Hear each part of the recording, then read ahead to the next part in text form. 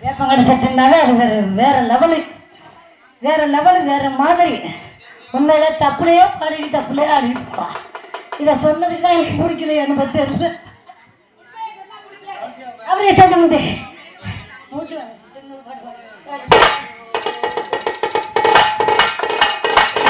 என் கண்மணியே,